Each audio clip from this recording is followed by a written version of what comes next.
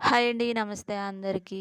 మీరు చూస్తున్నారు money cooking channel. ఎప్పుడు చేసుకునే పాలకూర ఫ్రైలా కాకుండా ఇలా ఉల్లి కారంతో చేయండండి. టేస్ట్ అయితే చాలా బావుంటది. వేడివేడి అన్నంలో ఇలా అన్నంలో గానీ, చపాతీలో గానీ వేసుకొని తింటే ఇంకా నోట్లో అలా కరిగిపోతుంది. అంత టేస్ట్‌గా ఉంటదండి.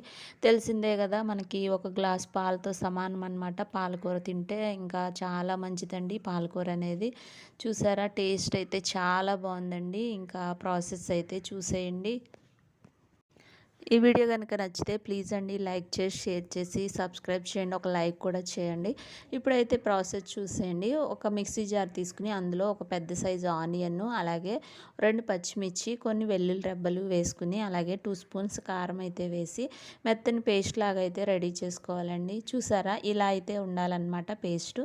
ఇప్పుడైతే స్టవ్ వెలిగించి ప్యాన్ పెట్టుకుని, ప్యాన్‌లో ఆయిల్ వేసుకుని, ఆయిల్ హీట్ అయిన తర్వాత జీలకర్ర, ఆవాలు, అలాగే కరివేపాకు కూడా వేయాలండి. కరివేపాకు నా దగ్గర లేదు. అవి ఫ్రై అయిన తర్వాత మనం ముందుగా రెడీ చేసుకున్న ఆనియన్ పేస్ట్ అయితే వేసేసి ఒక 5-10 మినిట్స్ ఇలా ఫ్రై చేసుకోవాలండి పచ్చివాసన పోయే వరకు. ఇందులోనే రుచికి సరిపడా సాల్ట్ కూడా యాడ్ చేసుకుని ఇంకా ఒక 5 మినిట్స్ అలా ఫ్రై చేసుకున్న తర్వాత మనం ముందుగా రెడీ చేసుకున్న పాలకూరను అయితే వేసుకోవాలండి.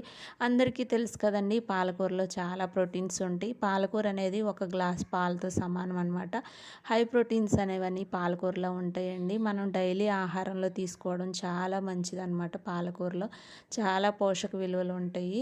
ఇంకా అలా పాలకూర వేసేసి మూత పెట్టి ఒక 10 మినిట్స్ కుక్ చేసుకోవడమేనండి. దగ్గరకు అయితే అయిపోతుంది. చాలా టేస్ట్ ఉంటుంది. చూసారా?